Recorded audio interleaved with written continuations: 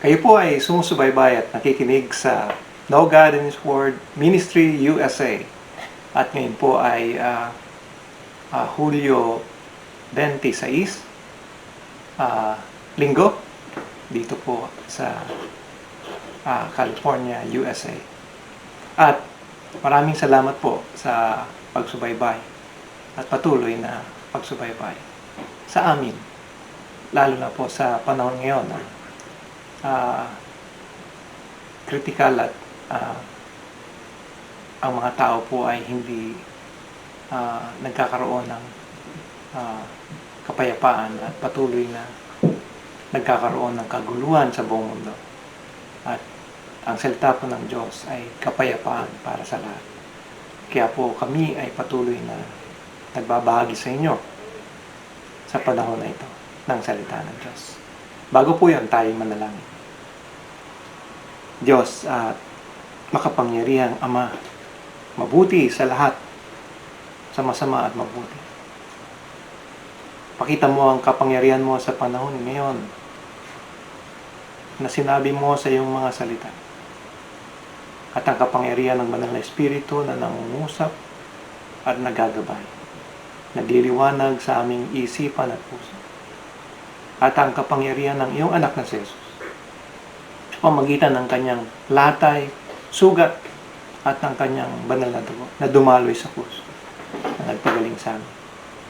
Naway magtiwala kami sa iyo, O Diyos. Ibigay namin ang aming buong isipan at buong puso at kaluluwa upang ipagkatiwala namin ang aming buhay, ang buhay ng aming mga minamahal, ang buhay ng aming mga komunidad, ng mga leader at ng buong bansa. Tulungan mo kami na magkaroon ng malaking pagtitiwala sa Diyos na iisa at makapangyarihan sa lahat. Ito ang dalangin namin sa pangalan ni Jesus. Amen. Mga taga-subaybay, kayo po ay marahil nagkaroon na ng kaunawaan tungkol sa kapangyarihan ng pananampalataya. Ang pananampalataya ay gumagawa upang gawin din natin ang kalooban ng Diyos. At meron pong nagtanong, Pastor, paano po ba sa panahon ngayon makikita ang bisa at kapangyarihan ng pagtitiwala sa Diyos, ang pananampalataya na buhay at epektibo sa critical na pamumuhay ngayon na merong coronavirus. At ito po ay isang sakit na hindi nakikita, na walang gamot. Lahat po ay hindi na yata natutulog at stress para alamin kung paano ba magagamot ang merong karamdaman. Marami pong sa akin ay nagtatanong at nag-email kung paano ang pananampalataya ipapakita sa praktikal na pamumuhay at paano ito makakagaling sa isang makasalanan at may karamdaman sa kanyang katawan. Meron pong kapangyarihan ng pananampalataya na gumagawa sa pagtitiwala sa Diyos at sa kanyang salita. Kaya nga po, kami patuloy na nagtuturo at nagbibigay ng mensahe kung paano makilala ang Diyos at ang kanyang mga salita. At sa pamamagitan nun, kayo'y lumalim sa pananampalataya. At ngayon po sana ang aking paksa ay how to examine your faith, ay maaari pong ipagpapaliban ko muna at marahil po sa susunod na linggo ko na lang po ito bibigyan ng oras para inyong malaman kung paano nyo ma-examine o matetest kung kayo nga ay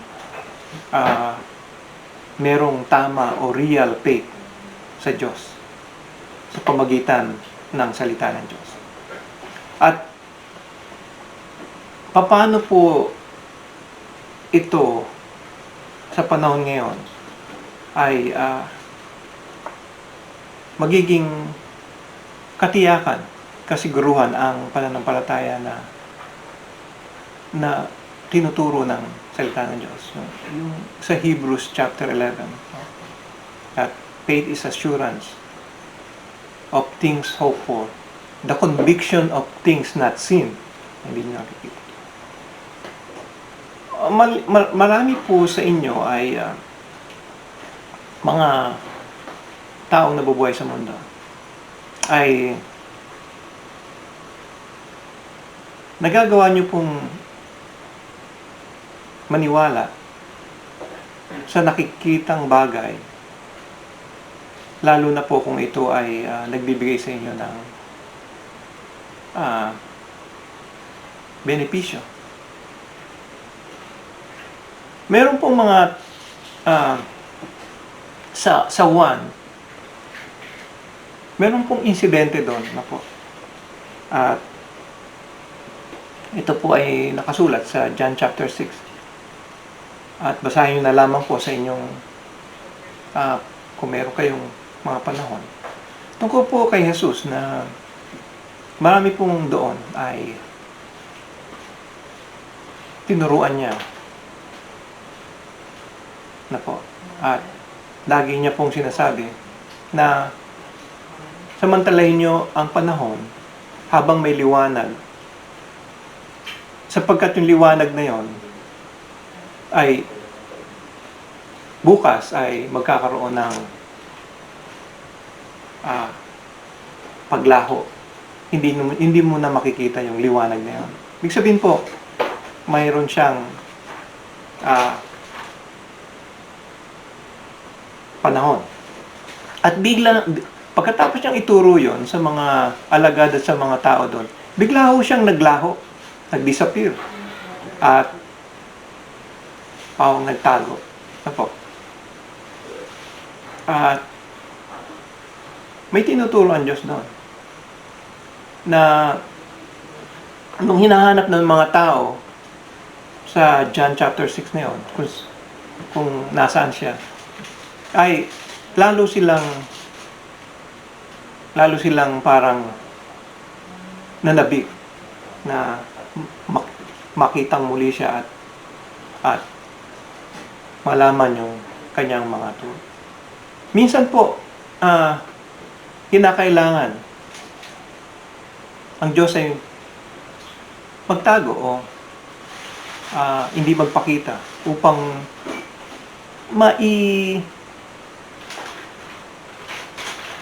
apply, use o gamitin ang pananampalataya. Kaya't sabi ni Jesus, samantalahin nyo habang ako'y naririto, na ang liwanag ay nasa sa inyo. Dahil meron pong ang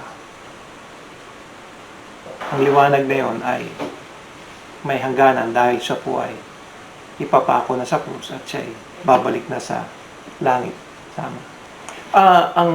Ngayon po ay paano po natin ang pananampalataya na yan may apply na po sa ating buhay. Kung meron pong libro o salita ng Diyos ang patungkol sa pagpapagaling o tinatawag nating practical living, how faith becomes truly real and effective in the Christian living na po. Ito pong pananampalataya na to ay ito hindi yung artificial na pananampalataya.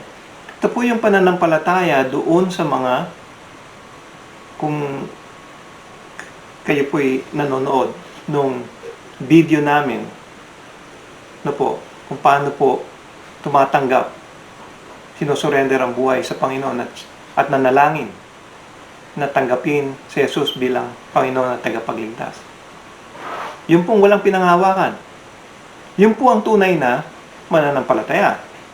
Po, hindi po yung laging sinasabi niya siya ay Kristiyano at mananampalataya dahil ang tatay at nanay niya ay Kristiyano. Hindi po yun. O kaya naman ay hindi po yun yung lagi siyang nagsisimba at lagi siyang nasimbahan. Hindi po yun. O kaya naman ay laging sinasabi niya, ang dami kong ginagawa sa simbahan. Hindi po yun. Hindi yun yung mga busy body activities ng mga tao sa... Hindi po yun. Tunay pong mananampalataya ay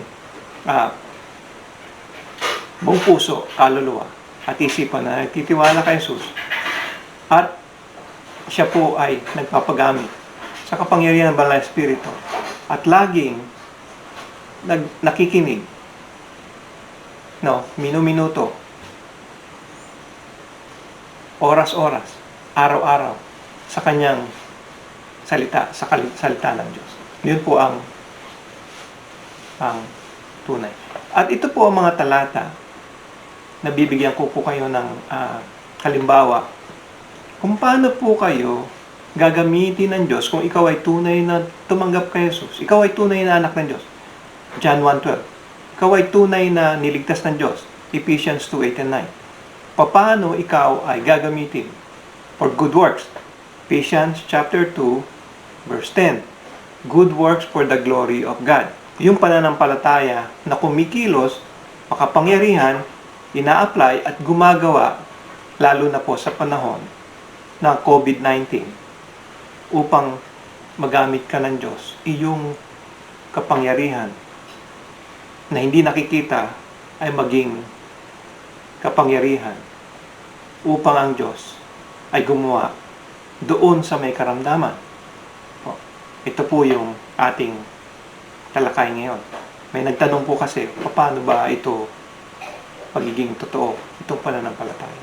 At ito po si James, kalahating half-brother ni Jesus Christ sa katawan lupa, ay nagturo. Siya po ay isang leader ng Council of Jerusalem. Sa Council of Jerusalem, siya po ay isang leader na nagsumulat at nagturo kung paano magkakaroon ng real faith, practical living faith sa mga tunay na tumanggap sa Panginoon. Ito po ang nasusulat. Basahin ko po sa inyo. Ito po ay nasa Kapitulo 5 o Kabanata 5, mga talatang 13 hanggang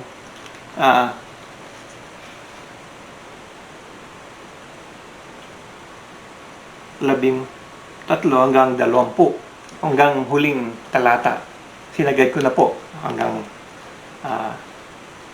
huling talata noon. Huling kabanata ng mga libro ni Santiago tungkol sa pamumuhay na merong makapangyarihang pananampalataya, gumagawa at buhay sa Kanya. Po, effective faith, real faith. Ito po, babasahin ko po sa inyo. Babasahin ko po sa English para kayo po ay sumunod at mapag-alaman kung paano po gagawin ito. Ito po ang practical living faith. Verse 13, is anyone among you suffering? Then he must pray. If anyone cheerful,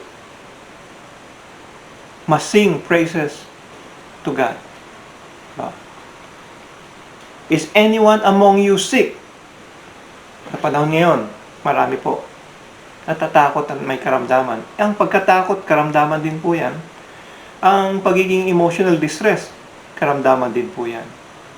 At yung ekonomiya na tayo po ay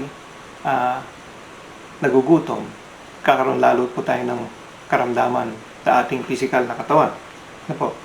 Sabi po, then he must call the elder of the church, and they to pray over him. Po.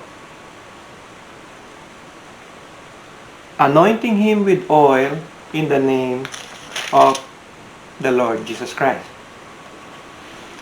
And the prayer offered in faith, ito po yung prayer of faith, no po, will restore the one who is sick.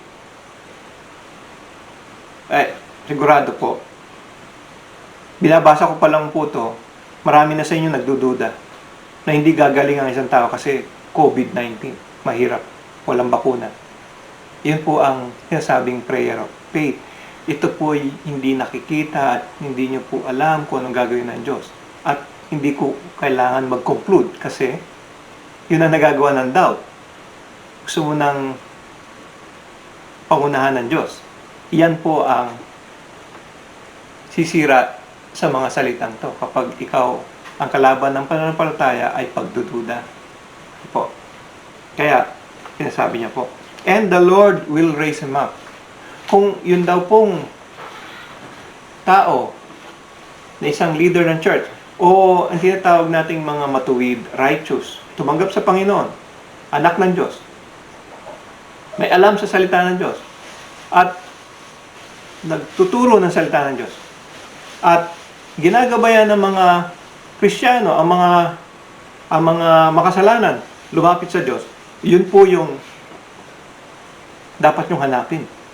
Yun po ang dapat nyong kilalanin. Siya po yung merong tamang pananampalataya sa Diyos. Ano po? Makasalanan po siya, opo. Pero binago naman siya ng Diyos. Tama po ba?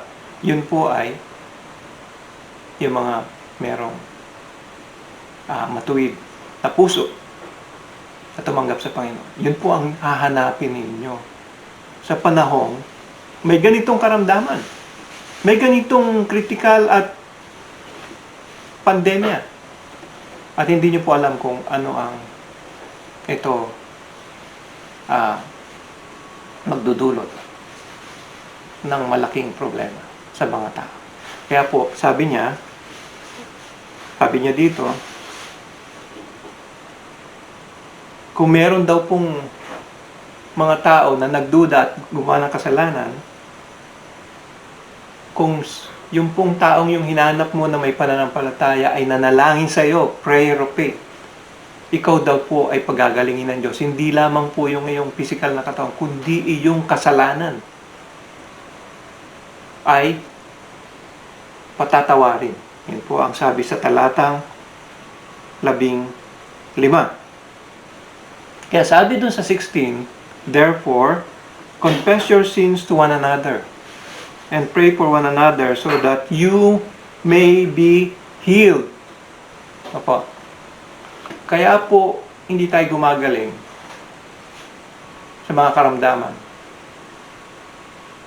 Po, ay dahil po, hindi po natin ina-apply yung sinasabi ni Pastor NJ Nicolas na yung pagsisisi at pagkukumpisal na nasa 1 John 1:9. Hindi nyo po laging kinokonfess at nire-repent at tinatalikuran ang kasalanan. Hindi nyo po tuluyang kinukumit, sinusurrender sa Diyos para linisin ito ng Diyos. Yun po yung 1 John 1:9. At sabi po dito, the effective prayer of a righteous man can accomplish much. Gusto niyo po bang gumaling? Humanap po kayo nung mga anak ng Diyos na nakakilala sa Diyos, na sumuko sa Diyos, binigay niya ang buhay niya, at tinatawag po silang mga born again.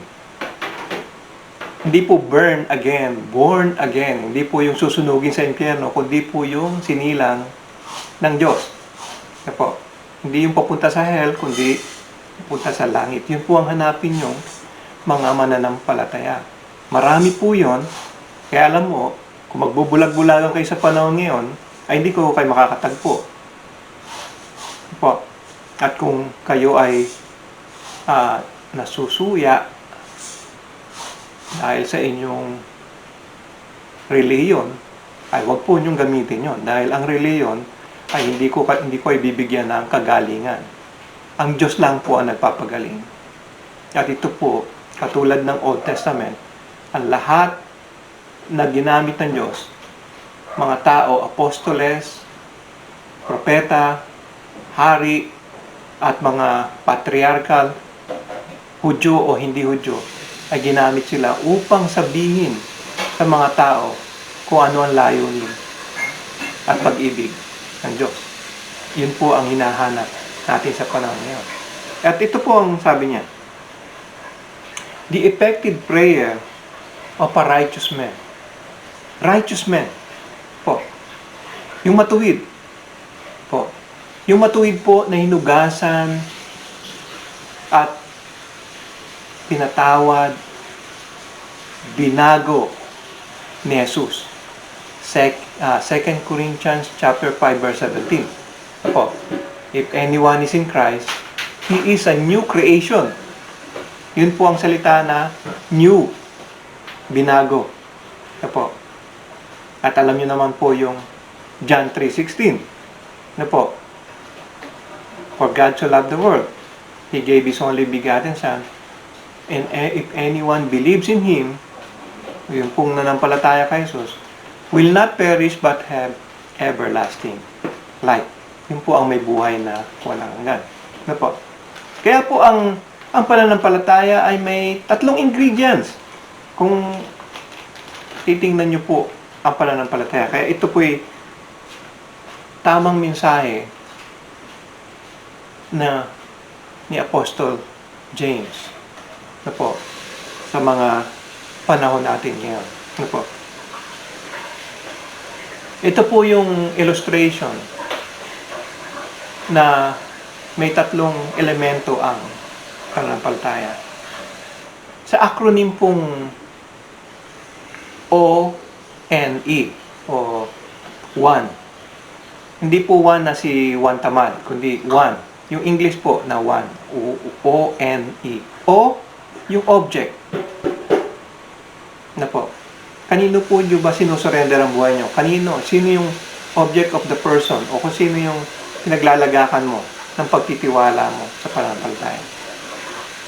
Sino ba? Si teacher mo, principal, kulapo, mayor, governor? Sino?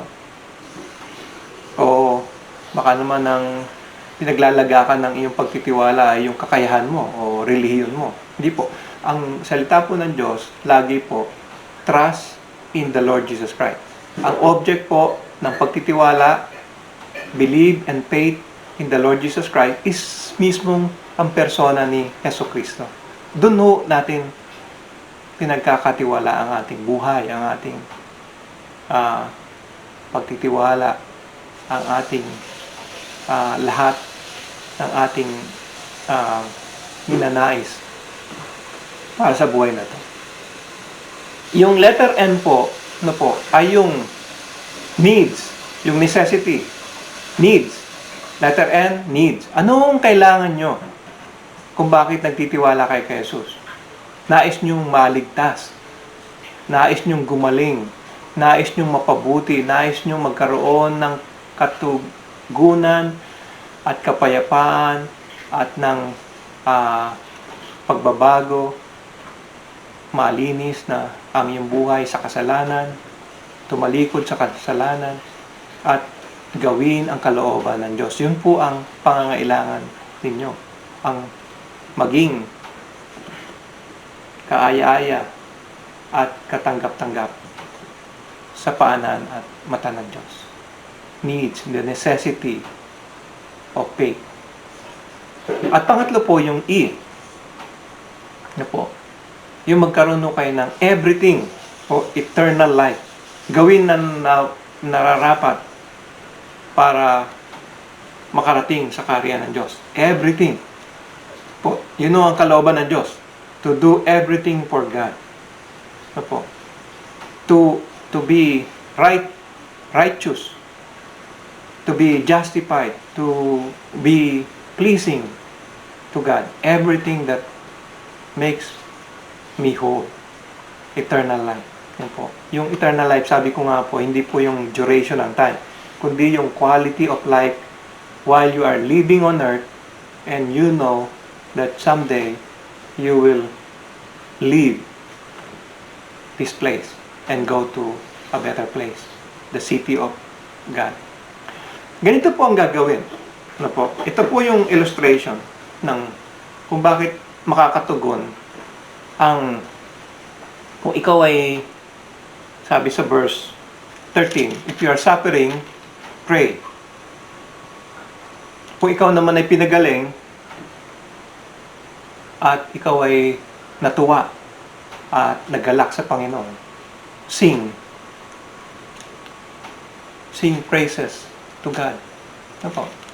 At if anyone among you sick, verse 14 po, kailangan daw po ay humanap ka ng righteous men because their effective prayer, sabi sa verse 16, accomplish much. Ano po? Yun po ang practical na gagawin natin ngayon araw na to. Po. Mananalangin tayo at kung kayo'y may karamdaman o kayo'y may kayo ay padre de pamilya at ikaw ay padre de pamilya o ikaw ay madre de pamilya o ikaw naman ay kuya na tumanggap sa Panginoon po at merong may karamdaman po, ito man sa loob ng bahay mo o sa labas, mga kamag-anak mo o kaya naman mga kaibigan mo o kaya naman merong lumapit sa iyo hindi mo kakilala at humihingi sila ng panalangin at alam mo ikaw ay anak ng Diyos po, kaya po mahalaga binibigyan ko ng diin at talagang kailangan tiyakin mo ikaw ay anak ng Diyos po. Yung pananampalataya po ay hindi magiging epektibo po kung ikaw ay hindi anak ng Diyos. Po. Dahil may elemento po na tatlo ang pananampalataya. Baka magkamali ka ng elemento na yon. Po. At ganito po ang gagawin nyo. Sabi po ng salita ng Diyos, kapag nakatawag ka at ikaw man yung padre de pamilya, ikaw man yung mananampalataya na mananalangin na po. So, sabi po sa verse 14, kumuha daw po ng langis, anointing him with oil. Marami pong oil. Sagana po ang mundo sa langis. Pwede kayong kumuha ng effervescent oil.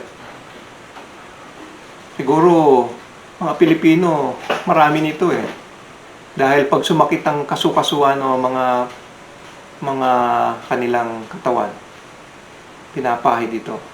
O kaya naman sa mga sanggol o mga bata, ano po, merong oil na aceite de manzanilla. Kaya lagay sa pusod ng bata para hindi umiyak. Alam niyo po yun, mga nanay. Ano po.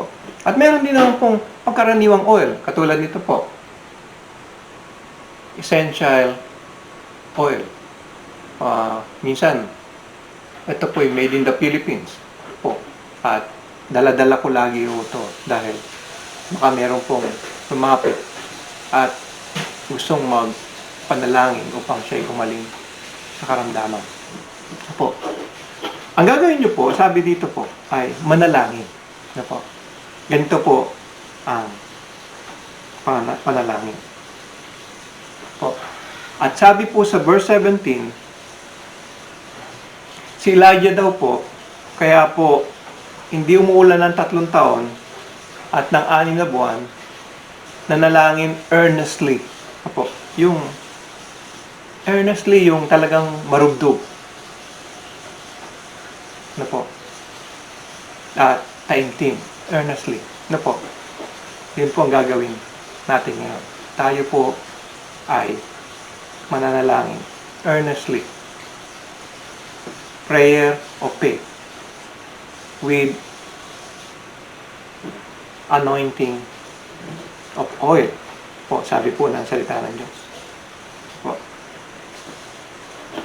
At sabi po ito, sa huling-huli, no? Ito po, bibigay ko sa inyong salita ng Diyos. Sabi niya, verse 18,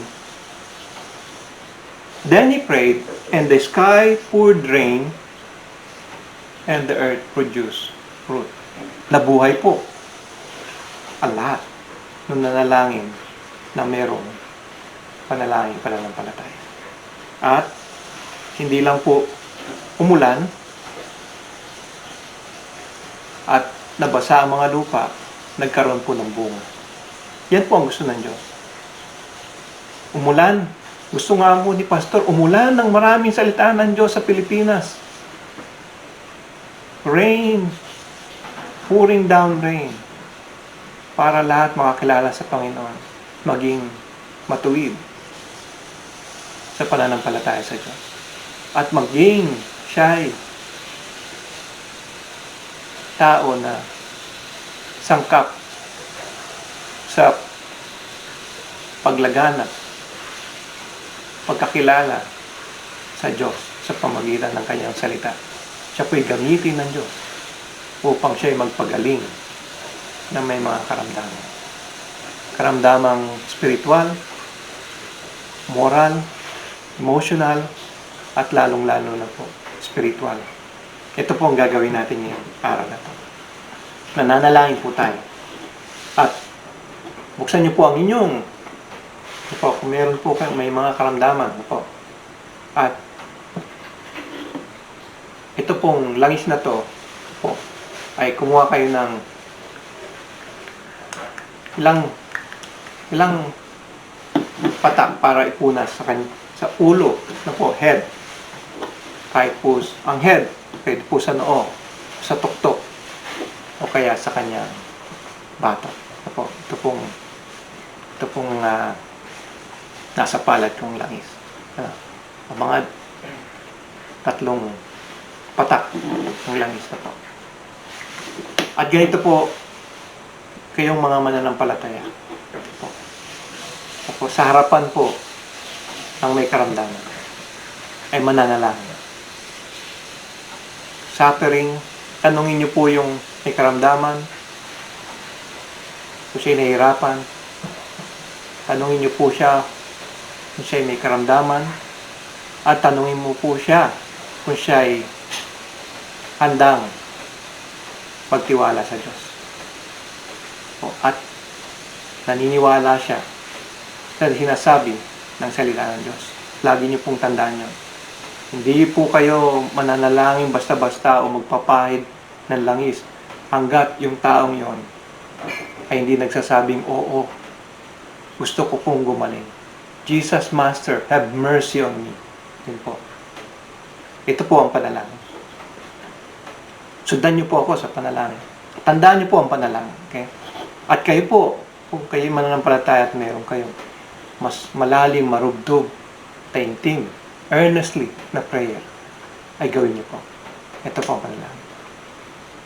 Ama, makapangyarihang aking Diyos, lumikha ng lahat ng mga bagay na nakikita at hindi nakikita.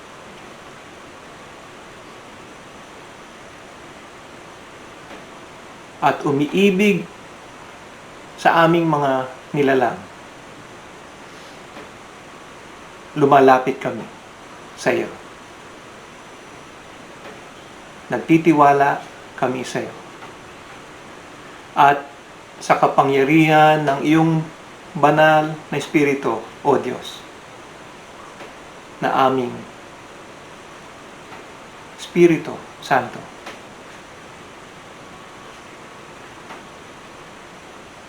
kami humihingi ng gabay at tulong mo. At sa sugat at sa galos at sa lahat ng pasakit at dugo ng aming Diyos na si Jesucristo, lumalapit po kami, O Diyos, na pagalingin mo ang karamdaman ng aming minamahal sa buhay, ng taong ito, ng aming kaibigan, ng buong komunidad, ng sambayanan ng aming bansa, ng aming mga pinuno, at lahat ng may karamdaman. At ang dakilang pananampalataya na binigay mo sa amin, makapangyarihang pagtitiwala sa iyo, ang langis na to'y maging tanda ng iyong kapangyarihan na ipapahid namin sa ulo ng may karamdaman. At salamat sa iyong kabutihan, salamat sa iyong pagpapagaling, salamat sa lahat ng iyong biyaya upang mabuhay na may kalusugan at kalayaan at kapayapaan ng pag-iisip. Lahat pong ito ay dinadalangin namin sa matamis na pangalan ng iyong anak na si Jesus na aming manggagamot. Amen.